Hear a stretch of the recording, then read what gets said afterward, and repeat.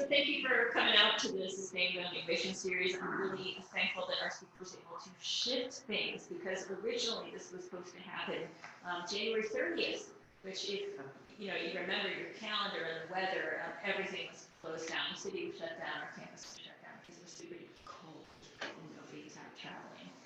So we rescheduled here, where it's not cold and it's quite lovely out. So there's that. So thank you for coming out. A couple things I do want to thank two organizations that made our being here tonight possible. So if you'll bear with me for just a moment, I'll show you those.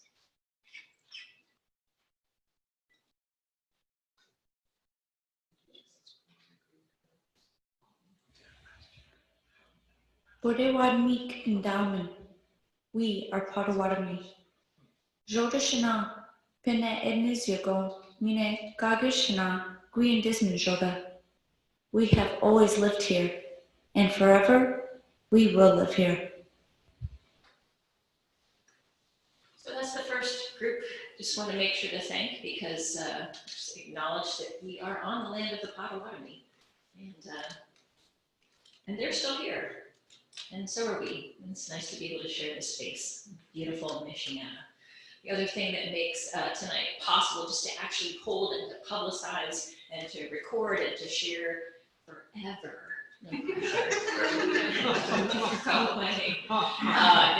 NIPSCO has, as every year we've run this series, I think we're in our 7th year of running this series in one shape or form or another, is NIPSCO, and they have provided us with funds and support. They actually ended up being the first speakers in the series, talking about their plan to shift completely to renewable energy. They're a leader in the country in terms of energy, sources of energy, going for renewable. And it's because they did the math. And they looked and they said, well, we could improve our coal power plants, but that would just be a continual hit of money going into those plants, or we could invest in renewables and save everybody some money and improve our environment at the same time. So very thankful to have NIPSCO supporting us. And I'm really thankful to have the patience and the perseverance of Kieran Fahey in more ways than one. He's here to talk with us tonight as the city's long-term control plan director, which is a really awesome long title to talk about how we're going to manage our sewers in a smart and green manner. So please help me welcome Kieran.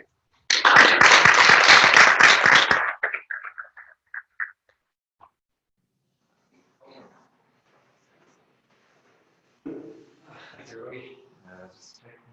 Okay, so I'm Kieran Fahey, and I'm with the City of South End. I'm in the Department of Public Works, and I look after what we call the CSO TCP, which is a lot of letters for long initials. And the combined sewer long-term control plan, so I'll come to all that in a minute. Basically, this is a public works project that I'm managing. I was going to say it's anything to manage, but that sounds like a failure already. It's very big, so there's a lot of work, so bear with me. By long-term, I mean almost multi-generational. It started in 2012, and it's running until, well, the end date is kind of in play at the moment, because hopefully we can get a little bit more time for that. But in theory, it's going to run until like the mid-2030s.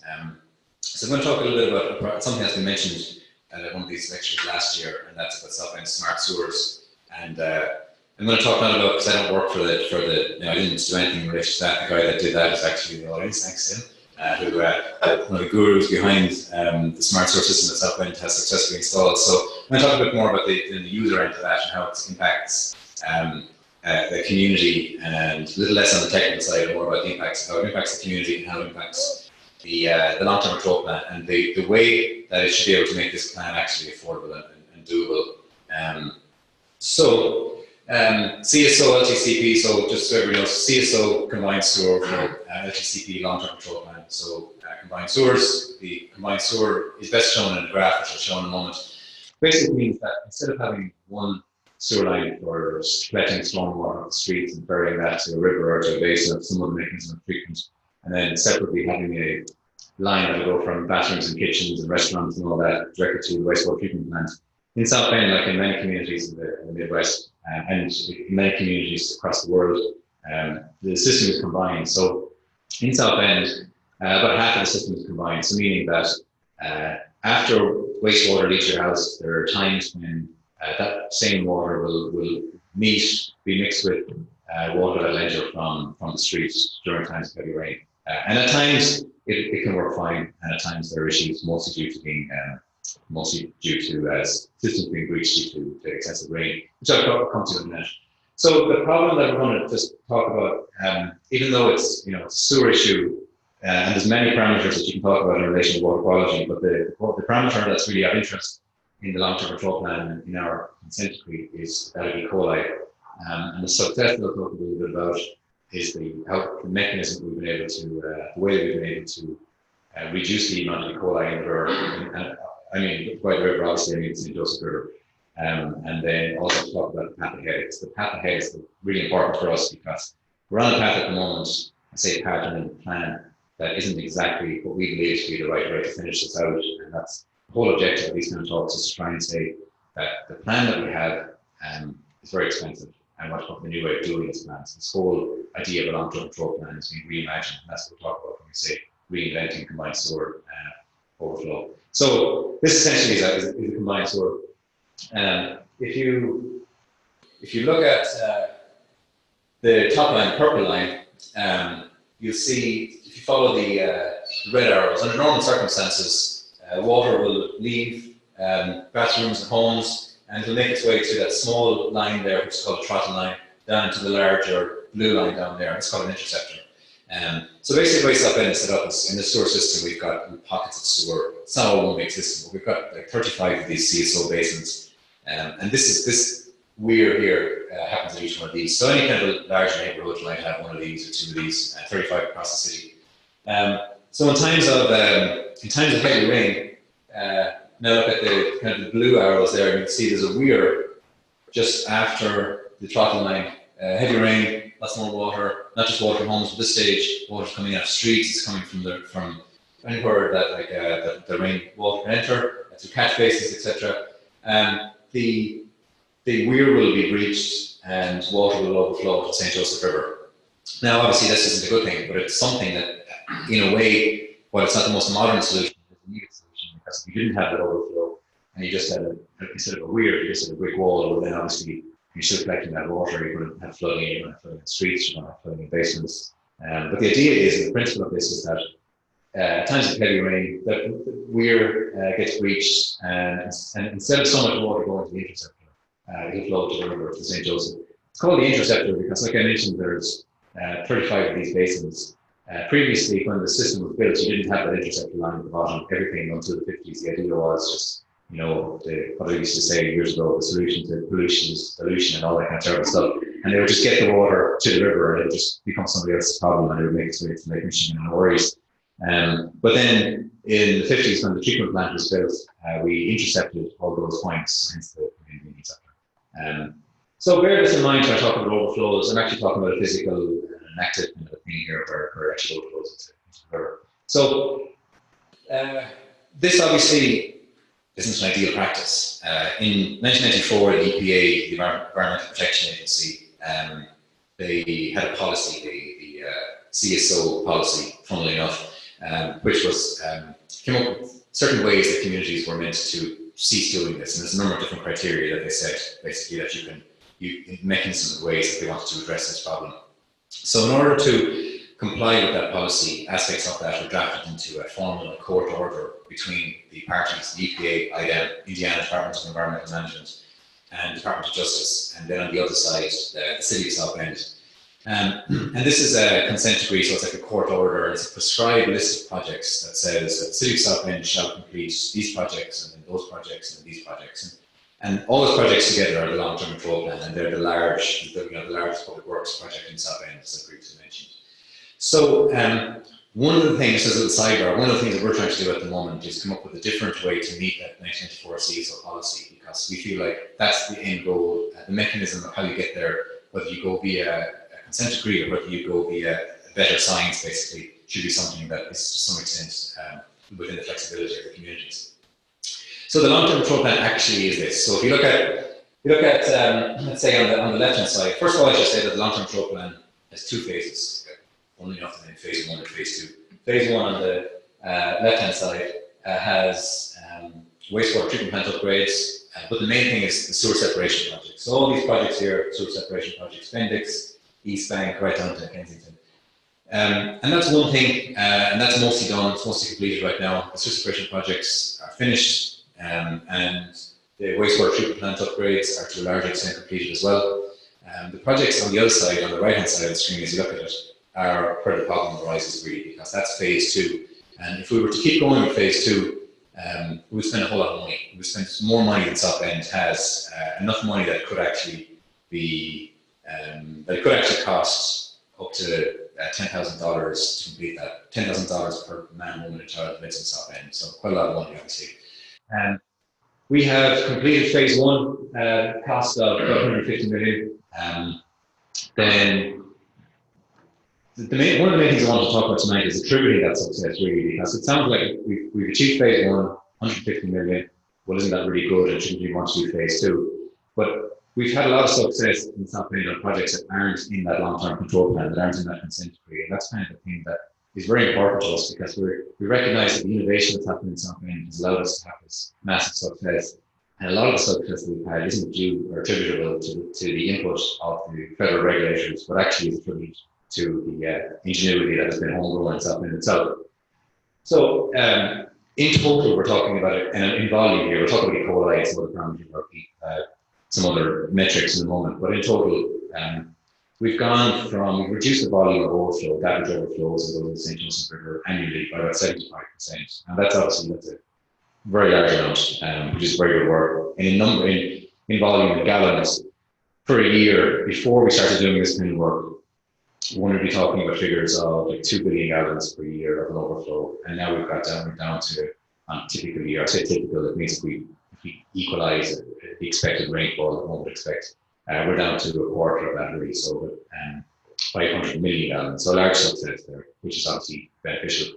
But as lots of project managers will tell you, when you start a project, you can get 80% of the work done for 20% of the budget, and getting the last 20% of the work done, and it's 80% of your budget. And that's kind of the classic situation where we're at the moment. So we're trying to make sure that we don't have to spend that 80% of the last 20%. We want to continue with what we've done so far. A lot of what I argue, what South Bend argues, kind of, not to over stress this point, but is the flexibility that communities like South Bend needs to be able to address problems like this in a site-specific manner, not just in that by outside of it. So what was phase 1? Those projects, 148.9 million. I need to update the figure because we actually gone through and some of the smart street work that we completed over the last couple of summers. There's been a lot of green infrastructure there on that. So when I said 150 million, there's $2 million worth of green infrastructure completed in downtown during smart street projects, which brings that up to about 150 million. Most of it, some of it done at the wastewater treatment plant for upgrades there, but a lot of it is done in the fields in relation to the actual the collection system being the actual sewer itself. So it's important with any project so you can plan the future to know where your successes in the past came from. So remember I said that in 2012 we had a consent decree, so using kind of 2012 as the year zero, or 2019 now, we completed phase 1. If you remember this project, I said phase 1 was like 20%.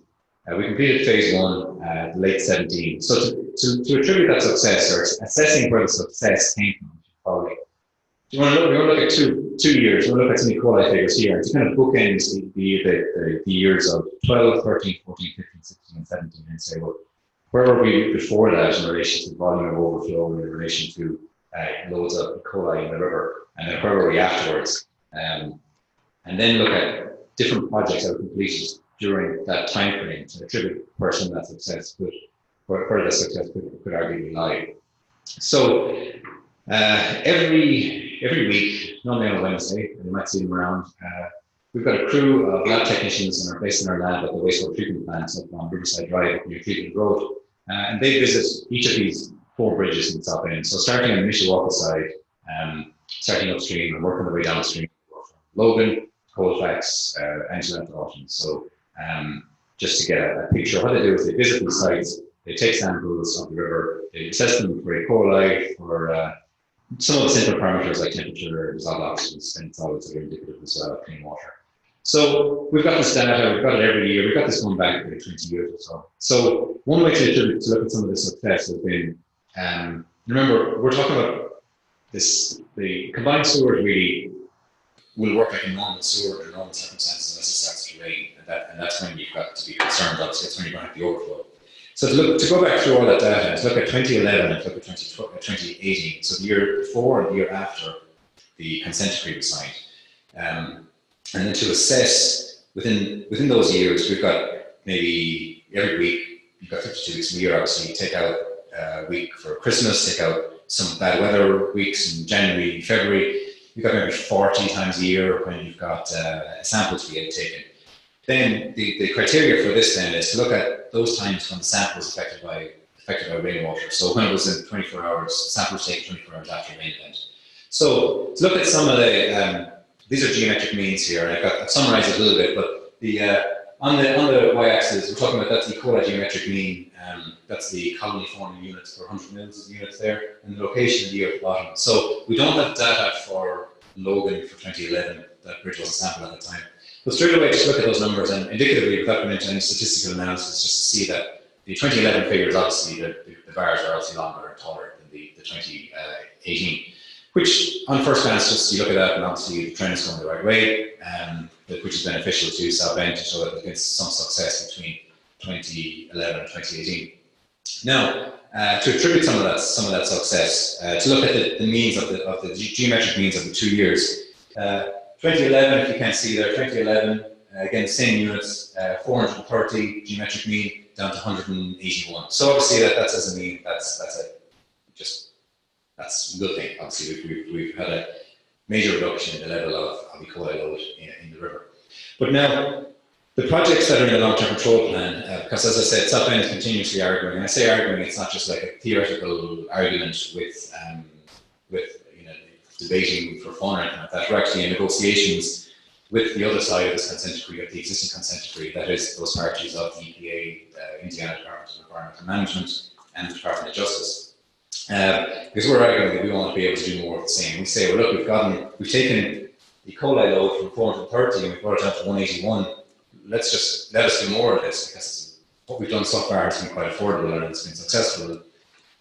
So it would be nice if we could attribute some of these successes. So things to remember as well, just put out some figures before I kind of go any further. Phase 1, we're talking 150 million of projects, but of that, we have spent about 10 million, if that at most, has been on developing the smart sewer system. So it's a fraction of the overall cost. And then look at 2018, that's after 2018, both the smart sewer system has been installed, it's been active, and also the projects that are in phase 1 have been completed. So if you take a year, look at the way the projects happened. By 2012, but in 2013, we had completed the installation of the smart sewer system in South Bend. So that meant that using that year, we were able to say, well, these successes before that are indicative of the smart sewer system installation. Now, as it happens, luckily, by that stage, of the 6 major sewer separation projects, one of them, the smallest one, just in relation to the separation appendix, was completed. But otherwise, all of the phase 1 projects weren't completed. So we're looking at 2013, we're looking at a year midway between phase 1, at a time when we have in South Bend implemented what we weren't even asked to do. We haven't done the work at that time that we were meant to do. So my point is that if you, I'll speak forward to this graph here, I'll go back to that in a second, I have some of these little bit of sequence. But basically the point here, 430, and we saw this series among 430 and the 181. Look at the bookmark, you'll see after 2013, so at the time when the smart sewer system was installed, which phase 1 wasn't done, wasn't yet started, we were down to 292. My point being here that overall the reduction from 11 to 18 is a reduction in E. coli load in St. Joseph River of it's either 58% of ordered today, 58%. But of that reduction of 58%, 84% of that happened in the first years, the years after which we had installed the smart sewer system, before any of the phase 1 projects were commenced. Then after the phase 1 projects were commenced, the prescribed projects, the projects that we were meant to do by the regulators, we had an additional success, but only up 14%. So of the overall load, a 58% decrease, 84% civic innovation, homegrown talent in South Bend. The next part was the consent decree projects, which were less innovative. Just to go back to where I was. So anyway, this is looking at Autumn Bridge, which isn't even actually in South Bend, but it's just a little bit past this before the, at least not in this official city now, so it's before the state line. It's after the wastewater treatment plant. So the most downstream bridge, I would think, in the area in South Bend, on the South Bend side of the state line anyway. So we're looking at the flow as it comes in from Logan to Colfax and to Autumn. So Autumn is the last one. We're looking at the darker line, so the I'm not sure, brown, maybe red, something like that. You just see the spikes there. Obviously, you see that it spikes a lot higher in 2011. The green line across the bottom. It has one little peak. If anybody remembers, at the sampling event number 5, which would have been about the 20th of February 2018. Obviously, that was the time in South Bend experienced a major flood, and it was obviously a massive spike in E. coli at the time. So that's what that is attributable. But otherwise, a much steadier, kind of stable line throughout. So this is a figure that just shows a number of different parameters on this. There's two axes here. We're talking about, first of all, just look across the top. I'm just going to kind of a side kind of point to note here with a group, presumably of like-minded environmentalists here. Look at the rainfall in South Bend. It's the jagged line across the top. If you look back to 2012 rainfall, 29.8 inches. Look back at the last 3 years, 2016, 17, and 18. 17, 57 inches. 16 was 57 inches. 17 was 58.5 inches, and then 2018 was 64 inches. So that's the rainfall. Obviously, we've had a lot more rain the last 3 years than it's historically been expected. And, when I moved to America about 3 or 4 years ago, I remember asking somebody in the engineering team what's happening like about rainfall, and they were saying generally you could expect like low 30s inches. It's kind of standard. And obviously, that hasn't happened any for the last couple of years. The bars are the actual volume of overflow. So if you look back to 2006, we had 2,111 million gallons. Some interesting points there. So there's a log trend bar, a logarithmic trend bar just shows there how we're decreasing. 64 inches last year, 613 million gallons of overflow, compared to, we had something previously when we had 2008, 48 inches. So we had, 16 inches less rain, but we had almost 1,500 million gallons more. So lots of success in relation to the volume of overflow reduction in South Bend. That's obviously a great kind of achievement for the community, and it's something that we want to be able to do a lot more of. So attributing the successes, like I mentioned, obviously is very important, because by attributing successes with any project, you can look back and say, well, once you know where your successes arose, you should be able to say, well, where should we invest in the future? Because obviously you want to be able to do more of the same. And I've already talked about this at the interim year. So 84% of the success has been achieved in relation to the time frame after the smart source system, but before the phase 1 officially. And also you could argue that of that 16% that's there too, the smart source system is still obviously working away in the background. So some of that work is also attributable to the system as well. Then why the implication for this? So are we about to go down the wrong road? We've got phase 2. In case I mentioned, phase 2 as it's written, we had phase 1 talking $150 million. And phase 2 costs $150 million, that'll be one thing. But phase 2 at the moment, the estimate is that it's going to cost, just for phase 2, $713 million to complete phase 2, which is those projects. I say project, we're actually talking about tanks, building large storage tanks across the community. And this is not just across the community, but actually on the parks in the community, which is a little bit shameful too, considering that South Bend has some flagship parks throughout, even like down here at Memorial Park is on the list as well of targeted areas needing remediation. So what we want to be able to do, and the renegotiations we're going through at the moment with the powers that be, is to be able to say, well, can we do more of what we've done already, and to achieve that success. So 713 million versus the plan that we have at the moment, which I'll come to in a moment. The plan, we're calling it the stage plan. The idea for the name came about because Well, it's first of all, it stands for the smarter alternative, because it's an alternative to spending $713 million. And it's smarter. The word smart coming from the fact that it uses smart sewer system, the smart sewers, and it's a greener, but greener for the environment. So a smarter alternative for a greener environment. Greener because it uses green infrastructure, green stormwater infrastructure to a large extent. This plan as it's written at the moment, the agreed plan, doesn't really use GSI or green stormwater infrastructure, which is unfortunate because it means that you're putting all your dollars under the ground, basically. You're not doing anything that can be seen above ground. If you've got an area that's maybe economically and socially disadvantaged in South End, and obviously you've got areas like that, and if you're going to build a storage tank, well, it's just you're going to dig a hole in the ground, you're going to build a storage tank, you're going to fill it back up. People will maybe remember there's a storage tank there. I will, not everybody will. But if you build green infrastructure, if you build a whole new streetscape, and if you put in, like, perhaps I wasn't at the talk last week, but like Mark Walker was talking about forced concrete and all those kind of good things, rain gardens, things like downspout disconnections, anything that can be done to keep the rainwater out, to keep the rainwater from getting into the system. So you can beautify the environment socially and economically as well as environmentally as well. That's what green infrastructure will do. That won't be done by the existing plan because it doesn't really include anything for that. So some motivation for this plan, one of the reasons why it's not just a good idea because we want to be able to do it, it's cooler environmentally, it's better from science and engineering perspective. But some of the motivating figures here, Mayor Pete went down to talk to Congress, the House Committee on Water and Transportation, about 18 months ago. And some of the figures that we prepared for him, just to kind of get across the striking aspect of the dire need for towns like South End to be able to come up with more innovative, technologically based plans as opposed to the strictly grey engineered plans. Look at some of these numbers here. Our median household income in South End, 35% below that of the rest of the nation. Per capita income is obviously shockingly low. Almost a third of households have an income of less than 20,000.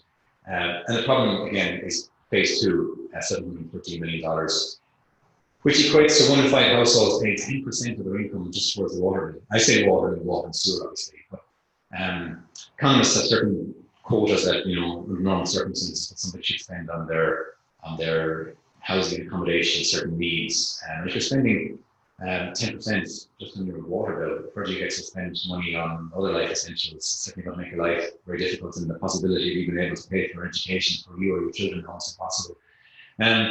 Then anything above 2% is considered high. So there is a criteria that the EPA says. So to say they don't consider costs, they do consider costs. But what they say is, if you spend, you can spend up to 1% of your community's median household income, and that's considered a low spend on your projects. 1 to 2 would be medium, and then over 2 would be high. And then you're basically over 2%, you drop the charts. So what I mean by that is, you take the median household income. So in South End, the median household income is about $35,000, something like that. So the idea should be that your projects overall to comply with this CSO policy shouldn't cost the average home more than 2% of their median household income. But in South End, our figures are actually up to 3.7% basically. That's with the traditional plan, the old plan, $713 million plan, which is obviously not very viable or sustainable. The fact that we're not just off the charts, we're almost double the charts. There's no number really for how far out we are. To look at that geographically, because obviously we think it's South End as a community, but it's not obviously all just homogenous. There are different areas. The only areas in South End, according to this map, where the residential indicator, in other words, where the percentage of median household income is less than 2%. So in other words, the only places where it's manageable are the areas in kind of the light yellow and the green. So the area kind of down south, then the green and yellow areas there probably, I guess that's like on sunny Wayne Street area. And then the other yellow area and green area, which is just south of Notre Dame, North Triangle, Hartford Heights area. Everywhere else is higher. Some of them, the dark brown areas, you'll see the residential indicators greater than 8%. So it's a social justice issue as well, because this is going to affect people radically differently as well. Just because one person can afford to pay the sewer bill, it doesn't mean that community-wide you could have the same ability. And that opens up another philosophical argument then about perhaps if we take figures like this to regulators and then say, well, look at income-based rates, and you say, well, should somebody pay twice what the fee is? Should somebody pay half what the fee is? That's one thing. If this was a great plan, if this plan was actually like ironclad, the prescribed plan, and if there was an alternative, that would be something that potentially we could have a discussion about.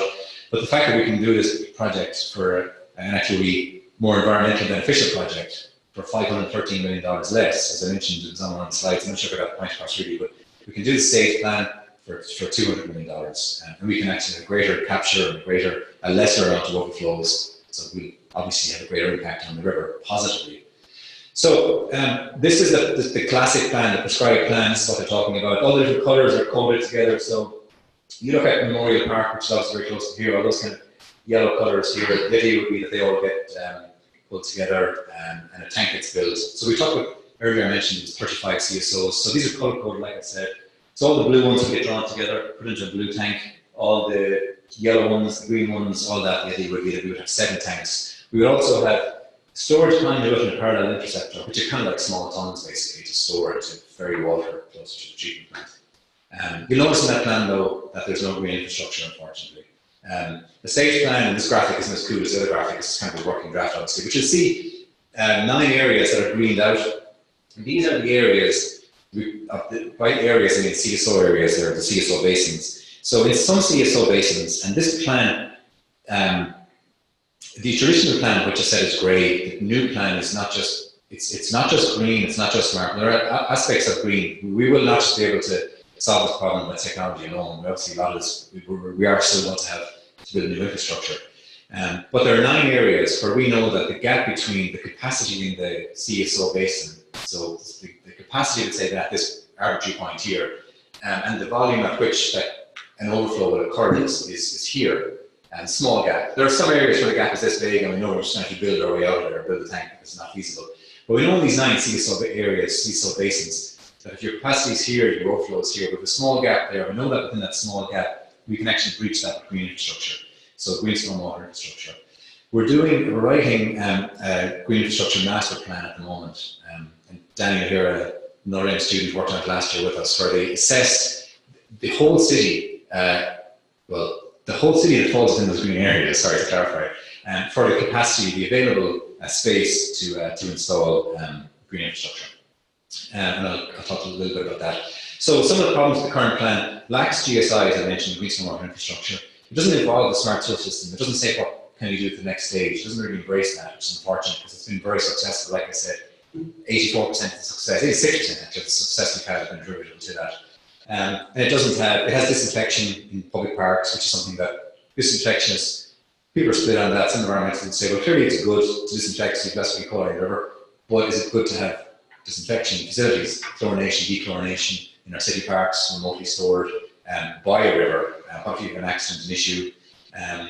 Residential indicator is high. The overflows, the goal of the project that has been prescribed to us by the regulators has been that you should have no more than 4 overflows per year.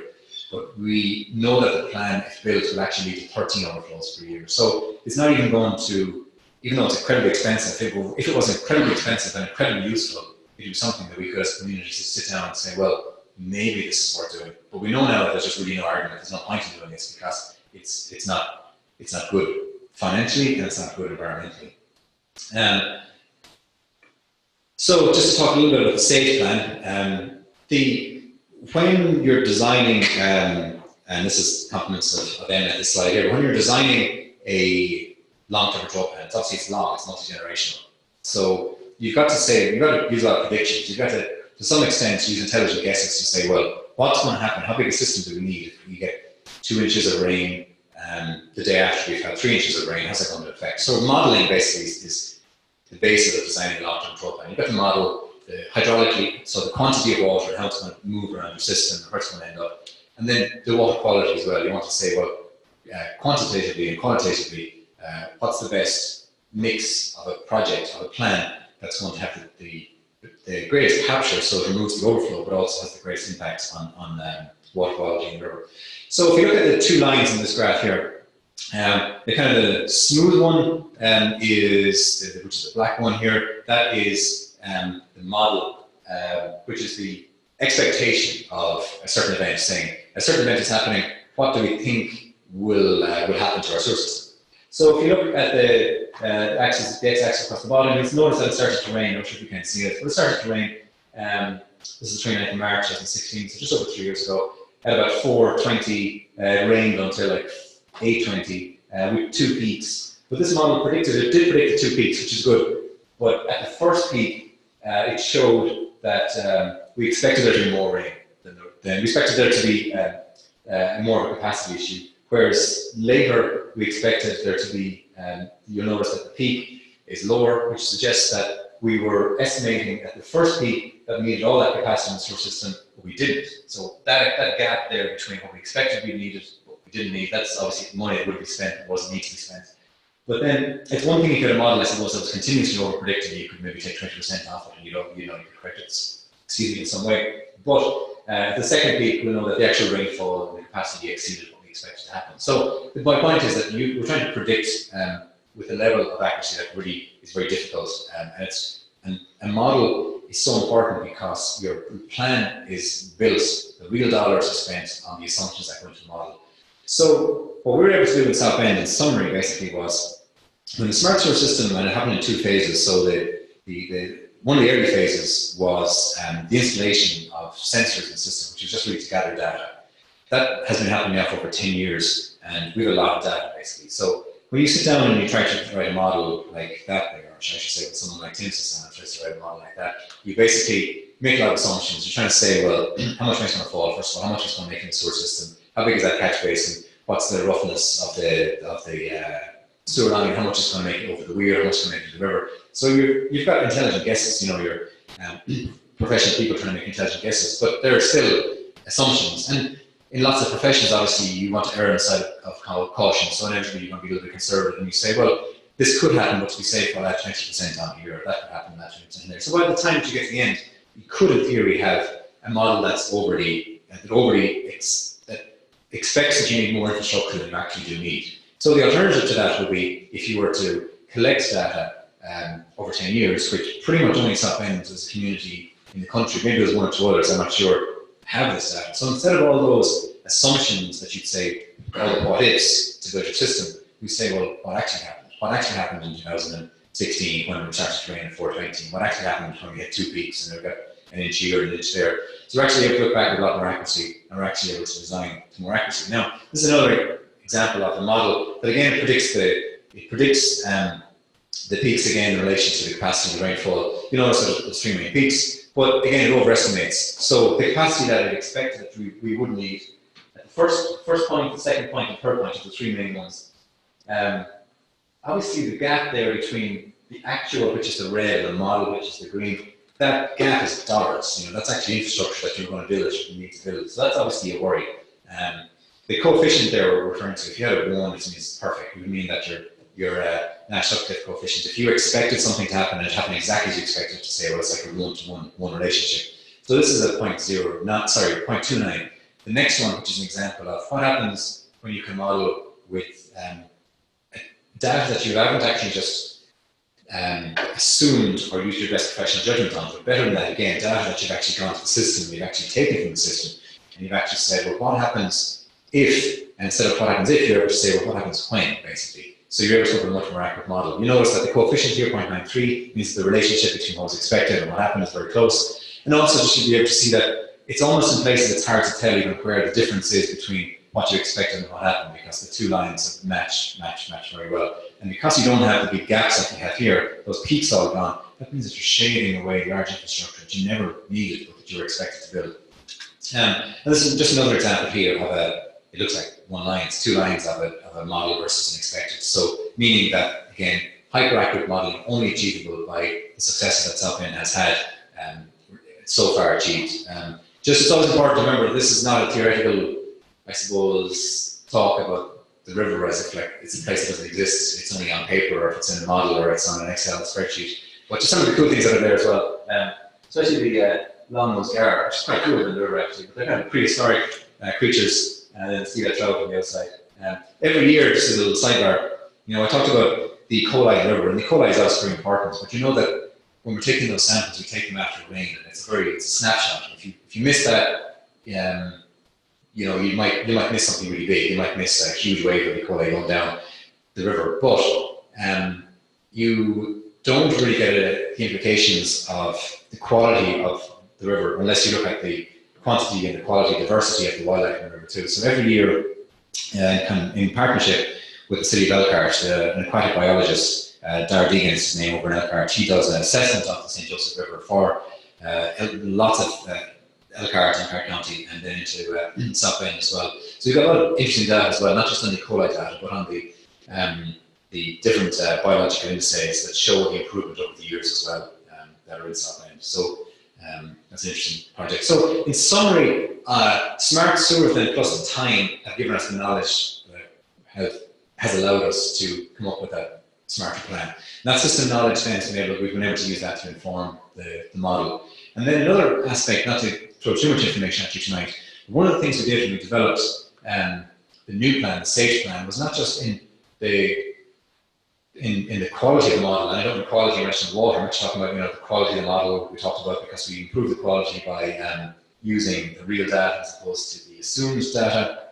There's also the quantity of modeling that we were able to do. So previously what would happen, you'd have a couple of engineers or scientists could sit around the table and they could say, well, what happens if we do this plan, if we put a tank here, a tank there, if we put an infrastructure here? And then somebody could go and they could model it and they could say, that really doesn't work. Okay, what other idea do we have? And they come up with another idea and then say, hey, it works pretty good. But then you're kind of tweaking that, you're not really sure. So what we did this time to develop a new plan was come up with all the solutions basically, put a cost, associated cost of each of those solutions. And then it allowed us basically to have the model reveal to us what the optimum solutions were. So it's kind of like we ended up with thousands, tens of thousands, perhaps, of model results. We were just able then to review with the human eye and subsequently say, this makes sense, this makes sense, this doesn't make sense. And we were able to, through this, come up with plans that probably wouldn't have thought of intuitively ourselves, but by putting in all the different costs associated with it. So you put in a cost for every square foot or gallon of green infrastructure, every piece of gallon of storage tank, associated cost with the smart sewer system, and then you work out the water quality as well. It's able to say, if you build this set of infrastructure, you get this amount of capture of your reduction, we'll call it, of your CSO, combined sewer volume, and that'll give you this water quality impact as well. So it's continuously embracing the technology has been really key success for South Bend. So highlights of the new plan, and we're continuously working as we go through negotiation, we're continuously honing and sharpening this up as well. So it's a kind of a moving event at the moment where we make it better and better. We've got a lot of capture basically. I mentioned previously the CSO policy. The CSO policy has two, this is the 1994 policy that EPA wrote. It's got two parts, routes to success, I suppose. One is that you can use like a presumptive approach, and one's a demonstrative approach. And in that presumptive approach, they talk about different ways of meeting the policy. So you could have 4 overflows per year, or you could have 85% capture of your CSO volume, or you could have a reduction of in another way that will lead you to the 85% or the E. coli reduction. So what we're trying to do at the moment is basically prove that the metric of most interests actually is the percentage of capture and water quality in the river, and not just the metric of number of overflows. Just to mention, many of you have been in South Bend for a couple of years. For example, we had an overflow in 2016, which was over 200 million gallons in August of 16, which is obviously a very, very large event. Compare that to, you might have had an overflow in the last couple of weeks, it might have been in thousands, tens of thousands of gallons. So to try and regulate a project by using a metric that is so variable is not successful. That's why we're moving away from that metric and we're using the percentage capture to be able to say, well, clearly with percentage capture, you know that 90% is better than 89%. So anyway, the objective of the CSO policy is 85%, but we're aiming for much higher than 85% because we don't just want to drag ourselves across the line. Obviously, we want to successfully really improve the water quality in the river. The three lines here. Yellow is if we were to stop now on work that we've done, what would happen if we do no more work? The orange is a $713 million plan, and the green is the stage plan, smarter alternative for a green environment. So just some of the interesting metrics. Obviously, the bottom line, the residential indicator, is much lower. It's just over 2%, 2.12%. The cost to implement 200 million versus 713 million. Then the less consolidation sewers, because consolidation sewers are the sewers that link all the tanks together. So the idea with this plan is that we wouldn't build nearly half as many tanks. Instead of building 7 tanks, we build 3 tanks. So therefore you need less consolidation storage. So it means not just less additional sewage we needed, but less disruption in the city, and a lot less dollars being spent as well. So just to briefly mention, I know it's coming a bit over here, but the GSI, the green infrastructure, because one very important part of the stage plan is, and it's in the name of it, is green infrastructure. It's adding the green aspect and green infrastructure to the community. And just to say that our philosophy as we write this green infrastructure master plan is the what, the where, and how, as we call it. So the what is, what will the green infrastructure be? Will it be a rain garden? Will it be porous concrete? Will it be planter boxes? Will it be inlet reduction on a catch basin? What will it be? Where? So where will it be? So we know that it's going to be in 9 of the 35 CSO basins, because obviously you can't just, there's places in South End that we could build green infrastructure and it would have 0 impact on the overflow in the year. So, and green infrastructure is often considered, of the pot of projects that you can use to achieve success in these projects. Grey infrastructure, by which I mean cement, concrete, that kind of work, and then smart technology, by which I mean smart sewers. The green infrastructure is often considered to be just, unfortunately, it's green, it's a bit softer, it's not as hard in science and engineering. And it's important that it not be considered like that. It's important that green infrastructure be treated like any other asset and be managed in a scientifically sound and engineeringly proven mechanism. So the where is very important, because you need to work out not just where it's space or where you want to put it, where it look beautiful, but where it will actually have an impact. Because there are places, like I said, in South End where the overflow volume is here and the capacity is here and the gap is small enough that we can bridge it with GSI. But there are places in the community where we could spend millions of dollars on GSI and it wouldn't have an impact. So it's important that we direct the money exactly to where it should go. And the how then, basically by how, I mean, unfortunately, one of the main failings of green infrastructure is how it's maintained. Many communities have spent lots of money on green infrastructure in the past, and personnel change in public works departments, people come, people go, GIS layers get forgotten about, location of things get forgotten about, parks departments think it's their responsibility or it's not their responsibility, engineering thinks someone else is looking after it. So how things are being maintained is very, very important. So when we're taking this plan to the EPA, to IDEM and DOJ, we're making sure that the plan is sound, not just on the concrete projects or the technologically based projects, but on the green infrastructure projects. I've not considered in any way a more basic project that they are as sound scientifically and from an engineering point of view as possible. So what it'll be, exactly where it will be, and then how it will be maintained and managed over the lifespan, like any other asset, is very important as well. So we had, as I said, this is pretty much my last slide, some comments from the EPA and IDEM recently. So they like what we're doing, which is good, obviously, because we need to get their approval to make this change. But it's difficult because we need to be able to overwhelmingly prove to these guys that this plan is the right plan for South End, this plan being the safe plan, because we don't want them to think, oh, South End want to spend $500 million less on this plan. They don't really, that doesn't mean that they care about water quality $500 million less. It means that we actually care about it more because it's a better plan, but it's going to achieve a better environmental benefit as well. So that's basically it for me. I think Krista will have a little discussion about some of the points. Questions first, is it? Okay, thanks a lot.